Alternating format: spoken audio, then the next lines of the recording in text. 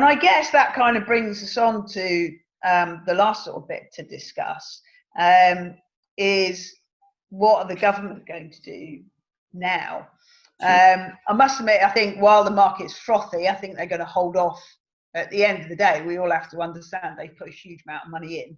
Yeah. And if I think as an industry, we have to be responsible and only ask them for money if we think it will make them more money.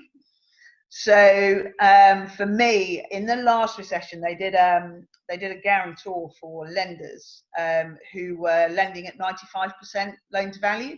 Right. So if they lost money for any reason, such as, like, for example, a repossession, then my understanding was the government would pay that money out, which very rarely happened. So that supported 95% coming in. It also was done at the same time as Help to Buy, so it did help get everybody back into the market. And do you see something like that coming back? I hope so.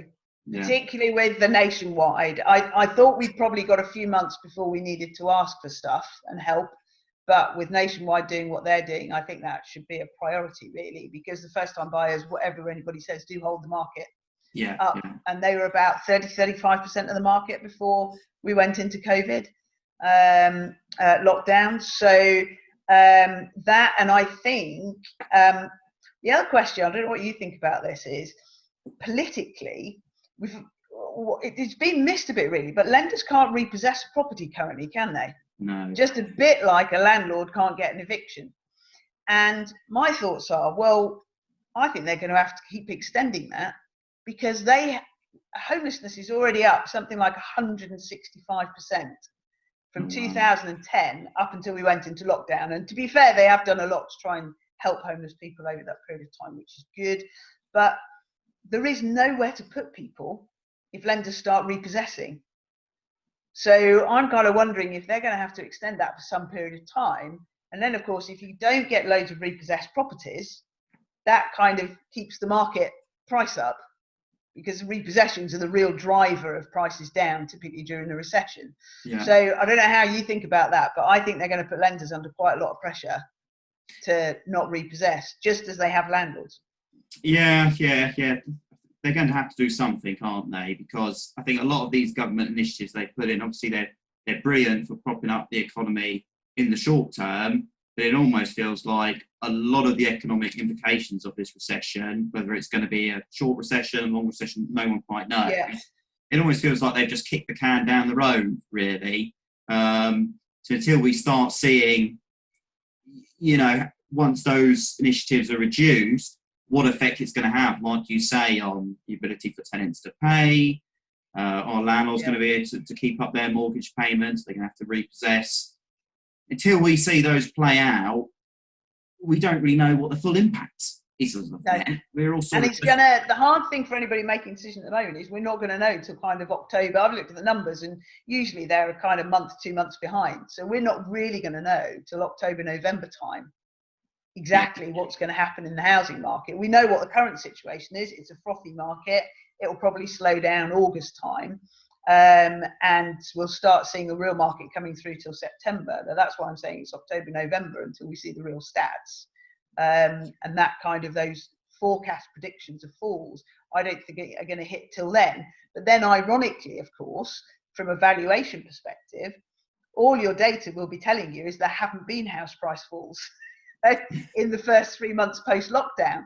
So it's kind of a quirky situation we've never dealt with before. Do you think the government? What would you like the government to do? What would you like to see? I think there's got to be some assistance brought back to landlords in one shape or form. Because obviously over the last few years, we had a lot of stuff that negatively impacted them, from the additional stamp duty, the removal of the tax relief on interest payments.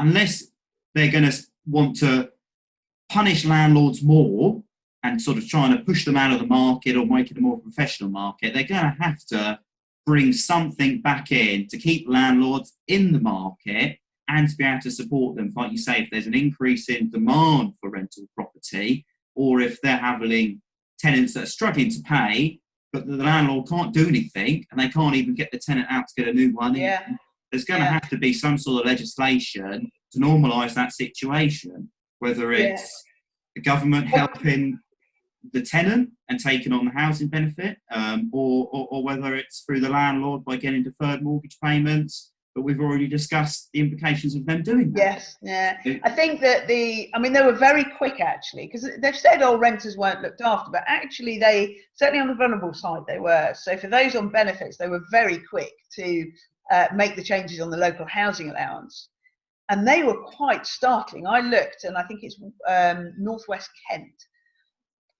The fact that they'd not increased, they'd frozen the local housing allowance for 4 years, and then they took that freeze off and applied the sort of inflationary side of things, that was taking it up by, in that area, by 255 quid a month. Oh, wow. Now, I have to say, in some areas, it was 12p extra you'd get as a landlord. Not a big, I think that was Port Talbot. But actually, it shows how much some tenants and indeed landlords have been utterly squeezed renting to those on universal credit. And often landlords are accused of discriminating against tenants who are on benefits. And of course, they're not discriminating against the tenants, they're discriminating because financially the benefit system doesn't support them as well as the private rented sector. But of course, that balance has changed a little bit. So I think the helping tenants keep in their property or on universal credit, I think you're right. That's one area I think they will help them with. But I do have a fear for any landlord in particular or any investor that isn't taking good, solid tax advice at the moment, because I think the future one, they're going to hit them on capital gains. They've got to pay this money back somehow. And although they're going to need a rental business and sector, strong rental sector for the next year or so, my fear is that they're going to come after them on the capital gains side. That will be the next take. And they'll be more generous maybe on local housing allowance, things like that, but less generous when it comes to capital gains. They've got to get the money back somehow. Yeah, it's interesting. I think, all these economic initiatives they've made, but like I say, it's costing money and they're going to get it back one way or another. I don't think we're going to see income tax rising, especially for the lower rate earners. No. It's going to be via other means, like you say, the capital gains or inheritance tax, or who knows. Yeah. Interesting. Just on the local authority lets, we've actually seen a lot of portfolio landlords actually preferring to rent properties to local housing associations now, even though they're getting less than market rent. That often those contracts come with 5-year commitments. The housing providers responsible for all the maintenance and the tenant source and everything else. A lot of them are willing to get that reduced market rent for the security of knowing that that's secured for the next 5 years.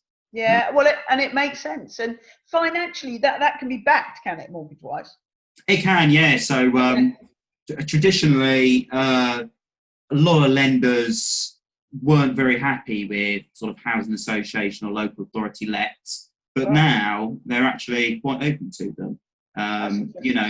From their perspective, I guess it's less risk because it's guaranteed for the next 5 years. Yeah. So any nervous landlords at the moment with worry of voids or stuff can come and have a chat to you about how they could maybe switch strategy a little bit. Yeah, certainly. We've assisted many. I mean, it's not for all lenders, but there's many lenders that do accept it. So yeah, and it is to some extent. It's not that the risk is lower for universal credit now. It's just that the risk is higher for a private tenant who might lose their job. So it's kind of starting to balance out a little bit more from their perspective.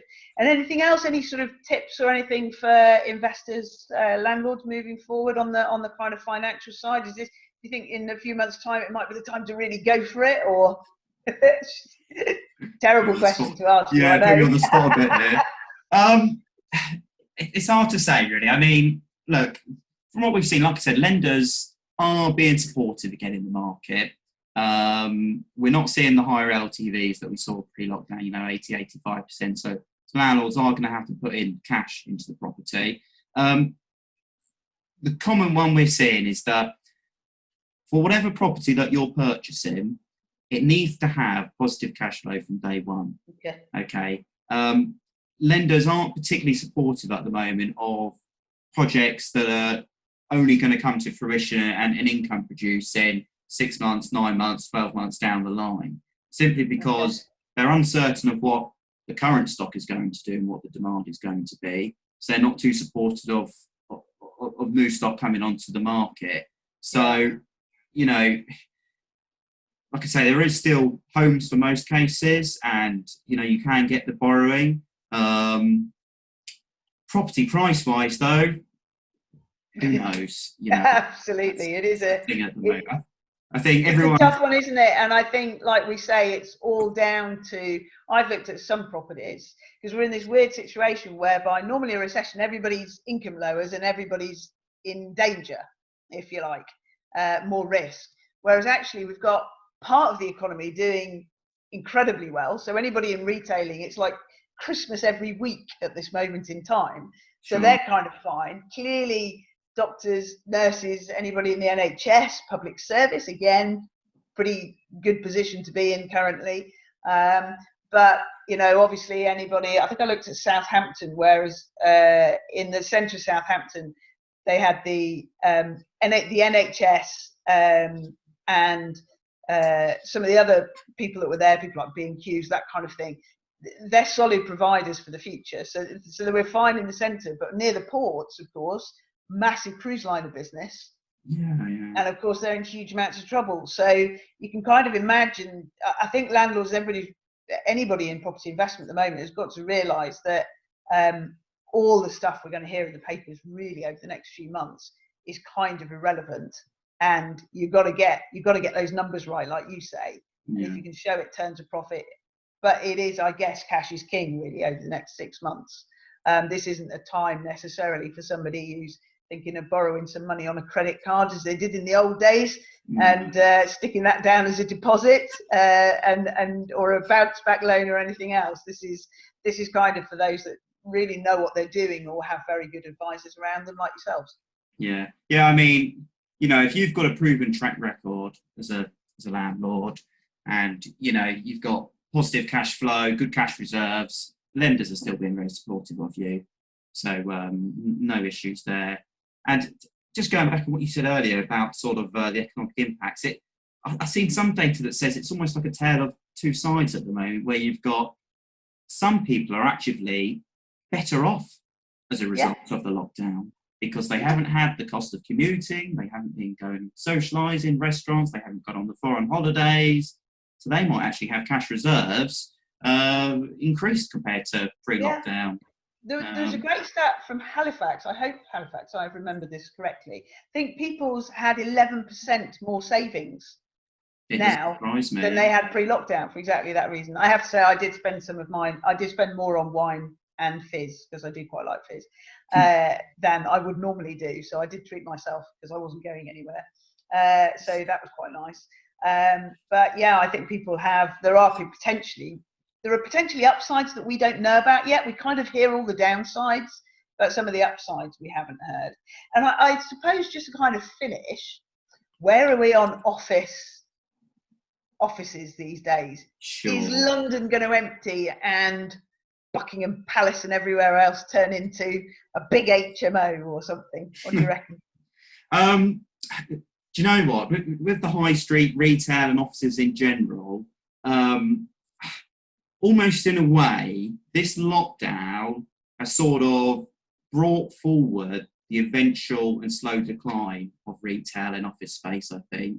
And the reason I say that is because late adopters to online shopping, for whatever reason they didn't like to do it, a lot of people have been forced to do so in the lockdown. So you've got a lot of people that previously weren't doing online shopping now are. So that could just exacerbate the decline of the high street. With offices, we've already had many large businesses already come out to say that, you know, working from home or working remotely is going to be a permanent. I think Google came out to say that, you know. Really? I missed that one. Yeah. I did hear one finance company, and they put their notice into their own landlord to say they were quitting their offices. And I think a lot of people that thought nobody's going to be productive at home including themselves as bosses, have really realised the huge benefits. I mean, I've been doing it for way too long, but so I don't know that I could actually cope in an office these days. Yeah, but finally, everybody's caught up with the trend I set 20 years ago. But I also think that's a massive opportunity to prevent potentially for investors as well, because there could be some amazing quality stock coming on, which could potentially, in areas like London, solve some of the real poor housing issues that we have. Yeah, I totally agree. I think we're going to see a large increase in sort of office to resi conversions over the coming years. I mean, for businesses that are going to be vacating office, I mean, I can understand why as well. You know, you've got the cost factor, you know, of not having that. It could be up to, you know, 10-20% of their turnover is going on that. Environmental implications as well, people not having to travel, commute every day, and the time saving as well, you know, for people that might be commuting into the city an hour and a half each day. I remember, you know, that's 3 hours of their life for the rest of their working life that they're potentially going to gain back. You know, that's a substantial amount of time, isn't it? So, so do you commute? Were you commuting? Not far though, no. So okay, so you're all right. I'm all right. Yeah. No, I do think we are. It's like you say, there will be a greater amount of office space coming onto market. You know, with the intention that it could be converted to residential. It could solve a lot of the housing supply issues that we see in some overpopulated areas. Definitely. So I hope that's given you some insight into my thoughts, some insight into Jack's thoughts. You've got a good idea now of where the market might go, albeit we won't know really till October, November. You've got a good idea on what's happening on financing, and particularly on the stories about sort of bounce back loans and issues with deferred payment. And some ideas of some opportunities, such as the office to resi conversion. Cash is king, I think we've agreed, over the next 5 to 6 months.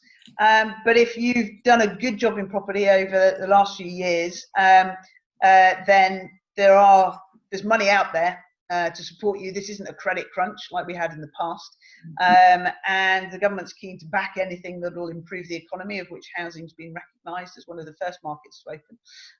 So I hope that was useful. Jack, always great to chat to you. Thank you for your insight. And look forward to speaking soon. All right. Many thanks, Kate. Cheers. Cheers.